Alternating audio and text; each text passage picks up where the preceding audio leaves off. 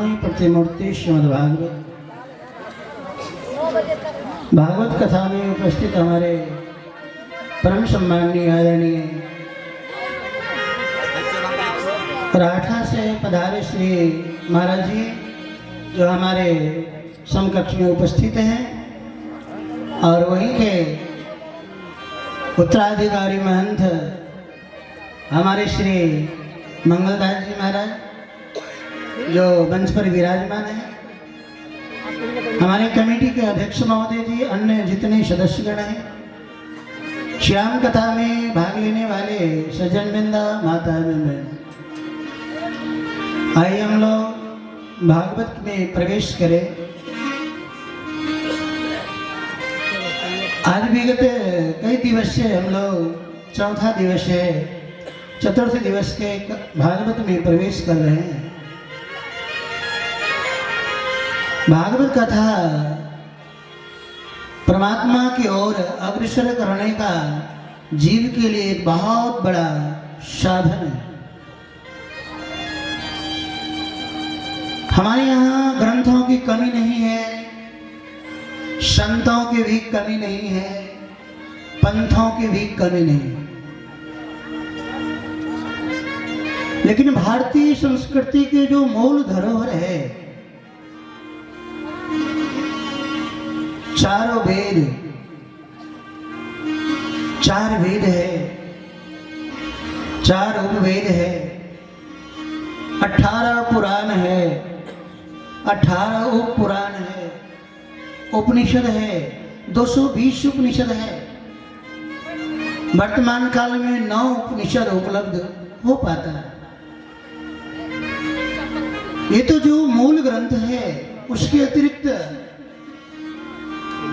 हमारे जितने आचार्य आए कुछ न कुछ दे करके गए और अपने भाव की मनोवृत्ति ग्रंथों के रूप में हमारे आपके सामने रखा है। और इतना ही नहीं, हम आप ग्रंथ तो बहुत है, लेकिन वर्तमान काल के लिए जो 3 ग्रंथ है, श्रीमद्भागवत, श्री रामचरितमानस और गीता, ये अपने आप में, मैं तो कहा करता हूं, रामायण मानव को जीना सिखाती है, भागवत मरना सिखाती है और गीता कर्म करना सिखाती है। हमारे आपके जीवन में यत्र तत्र भटकने की आवश्यकता नहीं है। आप जीना चाहते हैं तो राम कथा सुनिए, भगवान श्री राम के चरित्र को अपनाइए। जिंदगी को सुधारना चाहते हैं तो, और अपने सुना होगा, हमारे यहाँ बड़े बुजुर्ग कहा करते हैं कि जिसका अंत भला उसका सब भला हो जाता है। तो हमारे आपके अंत भला क्या है? मृत्यु है। तो हमारे मृत्यु के सजाने का काम, संवारने का काम, सुधारने का काम यदि कोई करते हैं तो वह श्रीमद्भागवत। इसलिए हर एक जीव को भागवत का आश्रय लेना चाहिए। और इतना ही नहीं, ये जो भागवत है ना, साक्षात भगवान का प्रतिमूर्ति है। महाराज श्री डोंगरी जी कहा करते थे कि आप कुछ करिए या न करिए,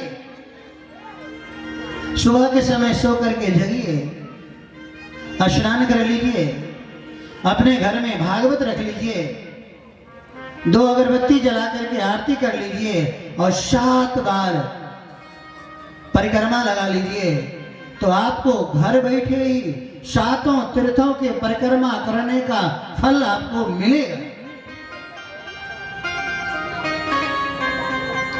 स्वामी विवेकानंद जी कहा करते थे, जिस शहर में, जिस नगर में, जिस घर में सुख और शांति चाहिए तो और कुछ मत करिए, अपने घर में रामायण भागवत गीता रखिए।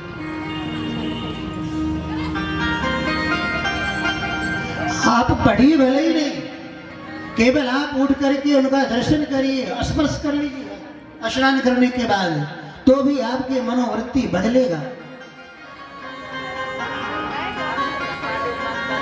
आजकल तो लोगों को घर में जाने की इच्छा नहीं होती, ऐसे ऐसे विचित्र फोटो लगा करके रखते हैं कि मत पूछिए। आप सुबह सुबह घर में भगवान श्री राम कृष्ण का दर्शन करिए तो आपके मनोभाव बदलेगा, और चित्र विचित्र का दर्शन करेंगे तो आपके मनोभाव की जो वृत्ति है वो खराब होगी।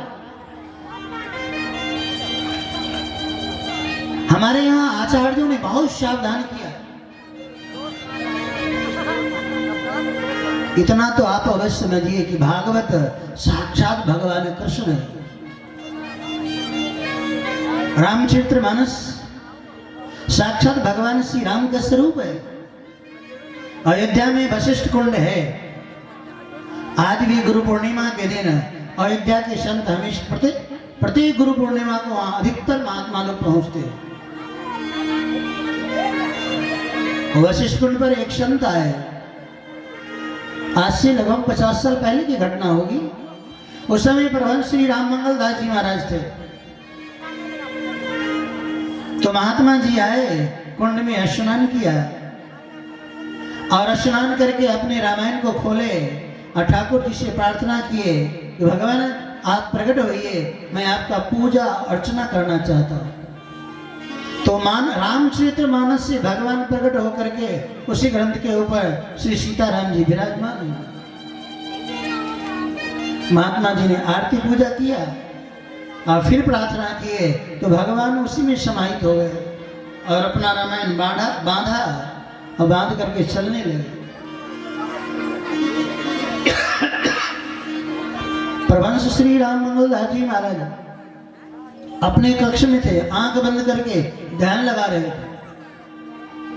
उस ध्यान काल की स्थिति में कुंड पर जो महात्मा आए, स्नान किए, पूजन किया, भगवान प्रकट हुए, अंतर ध्यान हुआ, सब देख रहे थे। जब वो सब देख रहे थे और महात्मा जी जब वहां से जाने लगे तो परम श्री राम मंगलदास जी महाराज निकल करके बाहर आए। उन्होंने हाथ जोड़ लिया, अगा भगवान एक बात बताइए, आप कितनी रामायण का पाठ करते हैं? तो महात्मा जी ने कहा कि मैं तो बिल्कुल अंगूठा छाप हूं, कुछ भी नहीं जानता। तो कहा आप कुछ नहीं जानते तो भगवान आपको रामायण में से प्रकट होकर के दर्शन कैसे देते हैं? तो महात्मा जी ने कहा क्षमा करिएगा, जिस दिन मैंने दीक्षा मंत्र लिया था गुरु जी ने कहा था कि रामायण साक्षात परमात्मा है, भगवान है, और मैं तो हूँ अंगूठा छाप, लेकिन इन्हीं की आरती पूजा सब कुछ करता हूँ। इसलिए राम जी और सीता जी रामचरितमानस से निकल के मुझे दर्शन देते। इसलिए गोस्वामी ने लिखा है, सद्गुरु वेद वचन विश्वास, सद्गुरु वेद वचन विश्वास, सद्गुरु वेद वचन विश्वास, सद्गुरु वेद वचन विश्वास, सद्गुरु वेद वचन विश्वास, सद्गुरु वेद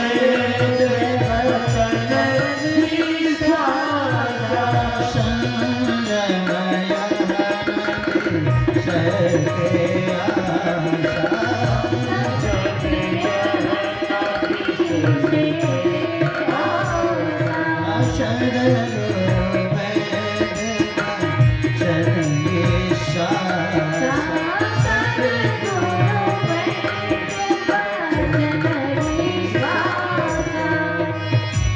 सदगुरु के वचन में विश्वास होना चाहिए।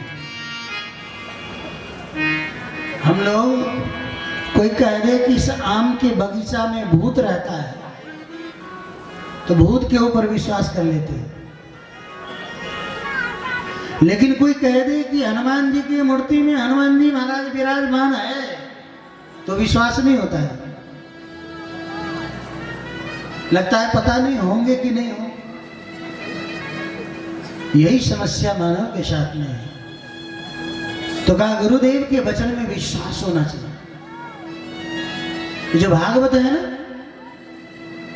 भगवान कृष्ण जब दुनिया से जाने लगे तो उद्धव जी ने कहा कि भगवान आप तो जा रहे हैं, आप अपने भक्तों के लिए कोई अवलंब देकर के तो जाइए। आपका जो भक्त है वो किसके सहारे जिएगा, कैसे जीवन व्यतीत करेगा।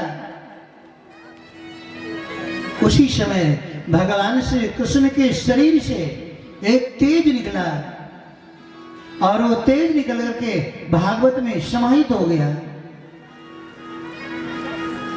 भगवान कृष्ण ने कहा कि मैं तो जा रहा हूं, लेकिन एक रूप से मैं भागवत में प्रवेश कर रहा हूं। हमारे भक्त संतों के लिए, भक्तों के लिए ये जो रामायण है, ये भागवत है, ये गीता है, यही तो सहारा है। तेने अम्बांमयी मूर्ति प्रत्यक्षा वर्तते हरे, सेवनात् श्रवणात् पाठात् दर्शनात् पापनाशने। ऐसा ही अद्भुत ग्रंथ है। सेवनात् श्रवणात् दर्शनात् पाठात्, केवल हम इसका आश्रय ले। एक बात बताओ, यदि हमारे जीवन में, हम लोगों के जैसे जीवन में ये रामायण भागवत और गीता नहीं होती तो पता नहीं अभी कहाँ हो, क्या पता। लेकिन इन्हीं का देन है, ऐसी ग्रंथ है, ये कल्प वृक्ष है, कामधेनु है, आप जो चाहेंगे वो मिलेगा। लेकिन शर्त यह है कि हमारे मन में विश्वास तो होना चाहिए। हम दुनिया में दर दर की ठोकरी खाते हैं, यत्र तत्र भटकते हैं, लेकिन भगवान का आश्रय नहीं लेते, इसलिए तो जीव परेशान रहता है।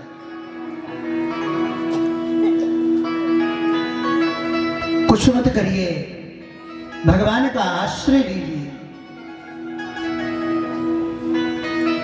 और परमात्मा को पाने के लिए एक बात बताऊं आपको कि जीवात्मा मां के गर्भाशय से लेकर के और चिता के शैया तक केवल एक ही चीज खोजता है। क्या है वो? सुख है, सबको चाहिए। जिसकी चाहे कोई ऋषि हो या महात्मा हो या गृहस्थ हो या विरक्त हो, हर एक व्यक्ति सुख शांति से जीना चाहता है, लेकिन वो मिलता नहीं। भगवान वेद कहते हैं शृण्वन्ति विश्वे अमृतस्य पुत्राः। अरे दुनिया वालों सुनो। लोगों ने कहा कि महाराज आप क्या सुनाने जा रहे हैं, कुछ तो बताइए। तो भगवान कहते हैं वेदाहमेतं पुरुषं महान्तं। वो जो परम पुरुष परमात्मा है उसको हमने जान लिया है।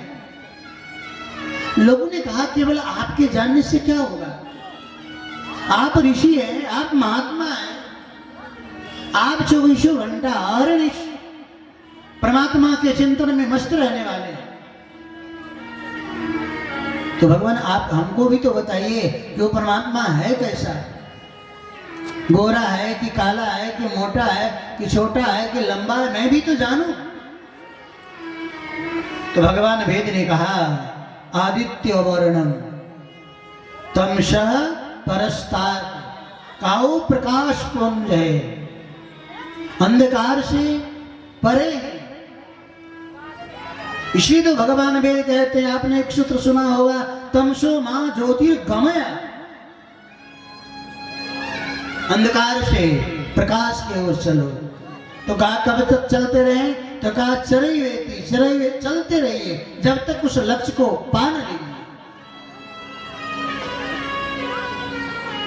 हमारे यहाँ लोगों ने कहा कि महाराज और कोई दूसरा रास्ता नहीं है। तो ऋग्वेद कहता है नान्य पंथा विद्यते अयनाय, और कोई दूसरा रास्ता नहीं है। भगवान को जानने के लिए ये हमारी जो भागवत है, रामायण है, गीता है, इसके अतिरिक्त और कोई रास्ता नहीं है। और एक बात बताऊं, भगवान कृष्ण क्या कहते हैं? कन्हैया कहते हैं कि दुनिया वालों, जो हमारी कथा सुनने के लिए घर से निकलता है ना, तो उनको मैं घूस देता हूं। क्या देते हैं घूस में भाई? शब्दो हृदय अवरुध्यते यत्र कृतिः शुश्रूषुभिस्तच्छा। कहा यदि कोई व्यक्ति घर से निकलता है कि मैं भागवत कथा सुनने के लिए जा रहा हूं, तो परमात्मा आकर के उनके हृदय में बैठ जाता है। जिस परमात्मा को अपने हृदय में बैठाने के लिए बड़े बड़े अमलात्मा, विमलात्मा, योगी लोग कामादि विकारों को परित्याग करता है, काम को छोड़ता है, क्रोध को छोड़ता है, लोभ को छोड़ता है। कोई व्यक्ति कोई उटपटांग भी बोल दे तो वो सुन लेता है। एक पुरैनी की घटना बताऊं, 2 दिन पहले का।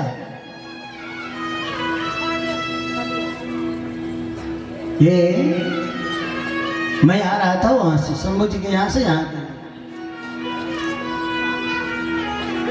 तो गाड़ी रास्ते में कहीं रुकी थी।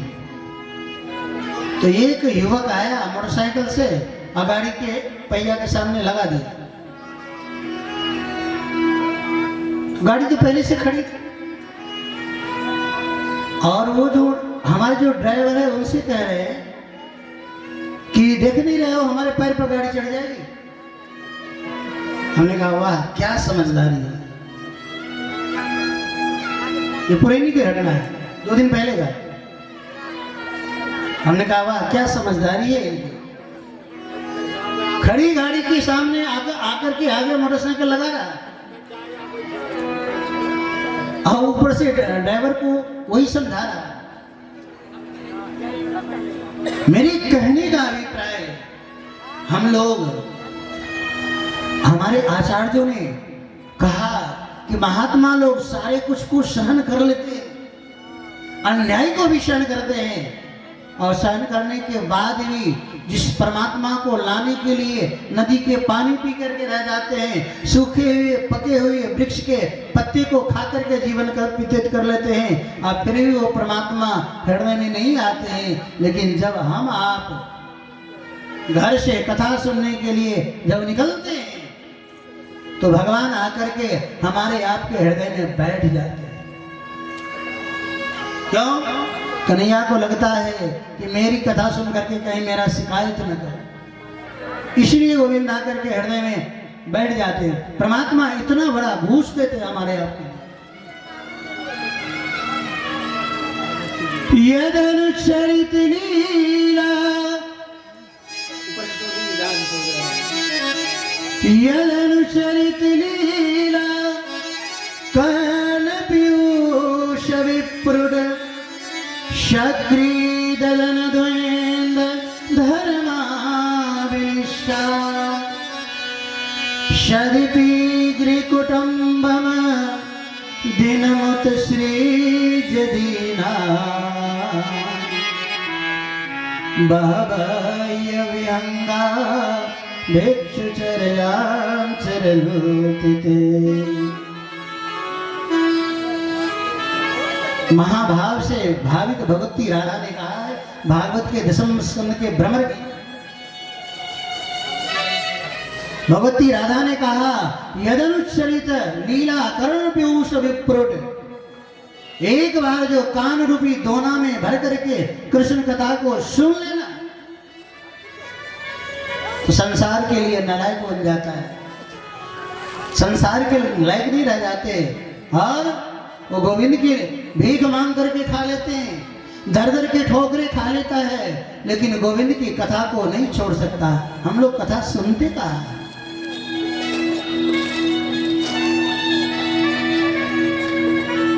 यत्र उत्तम श्लोक गुणानुवाद परस्तूयते ग्राम्य कथा विघात निषेव्यमानम् अनुदिनं मोक्ष मतिं सतिं यच्छति वासुदेव। इसलिए तो गोपियों ने कहा तब कथा मृतम। इसका दो अर्थ है। एक अर्थ तो यह है कि कृष्ण तुम्हारी कथा मारने वाली है, तब कथा मृतम। और दूसरा अर्थ है कि तुम्हारी कथा अमृत के समान।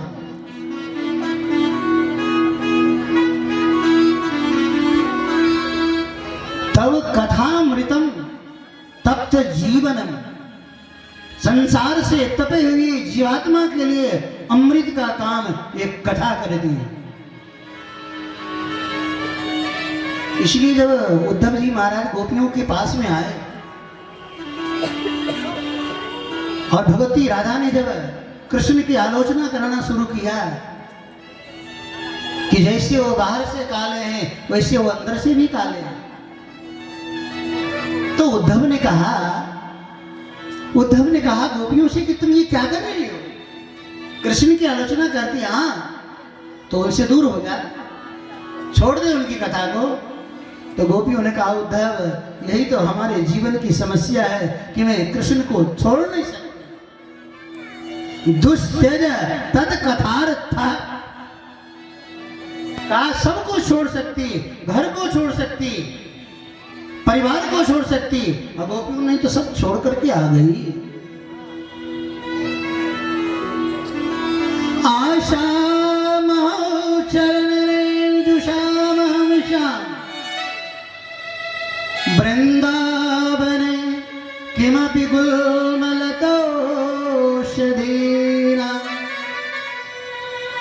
या दुस्त्यज स्वजनमार्जपथं चयित्वा भेजुर्मुकुन्द पदवीं श्रुतिवेदिमेज्ञा। उद्धव जी ने कहा भगवान कृष्ण से आसाम हो चरण रेणु जुषामहं श्याम। अरे ये वो ब्रज की बालिका है, वो ये ब्रज की गोपी है जिसके शरण रज के लिए ब्रह्मा जी ललायत रहते। कोई पढ़ी लिखी नहीं थी, अंगूठा चापती, लेकिन भगवान कृष्ण को अपने प्रेम रूपी रस्सी में बांध करके रखते थे। इसलिए तो गोपियां कहती है, एक बात बताओ, भगवान श्री राम में और कृष्ण में क्या अंतर है? भगवान श्री राम जनकपुर में जब निकले तो पूरे जनकपुर वासी पुष्पों के वर्षा करते थक गए, लेकिन एक बार भी ऊपर उठा करके नहीं देखा। और कहीं कोई गोपी कृष्ण के बगल से निकल जाए और कन्हैया से बात ना करे तो कन्हैया क्या करते हैं? मुंचांचलम चंचल पश्य नेत्रम। गोपियों के दुपट्टा को पकड़ करके खींच लेते हैं और कहते हैं क्यों रे गोपी तू मेरे से बात नहीं करेगी?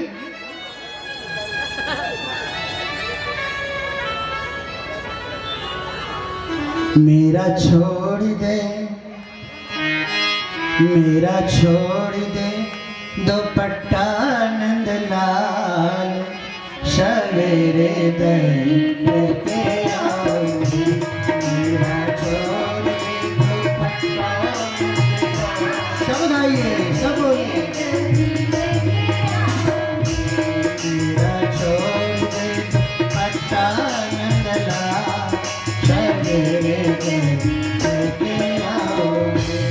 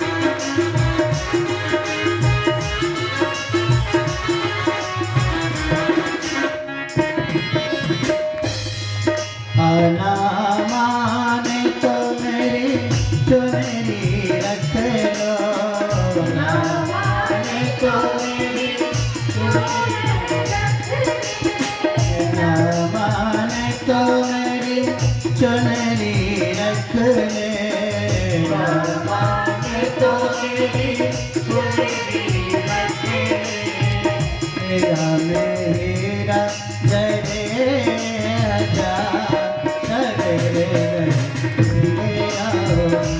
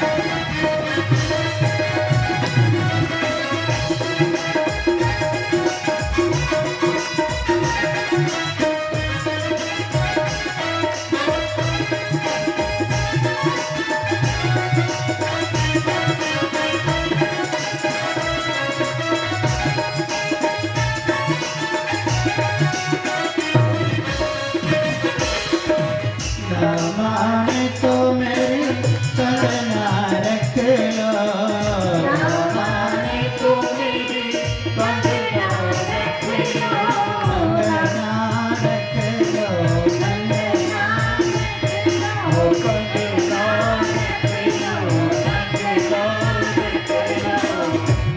माने तो मेरी कंगना रख लो माने तो मेरी कंगना रख लो में मोती जरे जा सवेरे लगे मोती सवेरे नहीं लेके आओगी मेरा छोड़ के दुपट्टा सवेरे नहीं लेके आओगी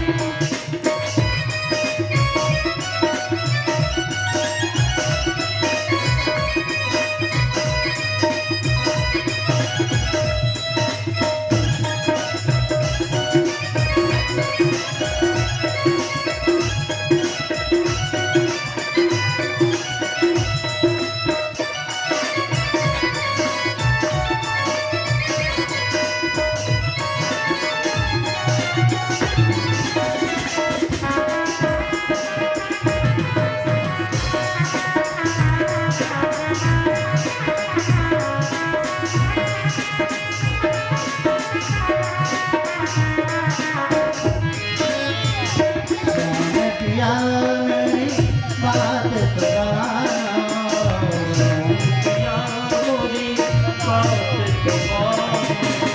श्याम पिया मेरी बात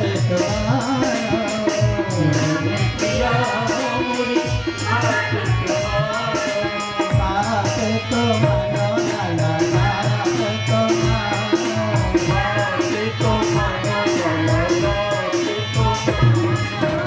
श्याम पिया मेरी बात करो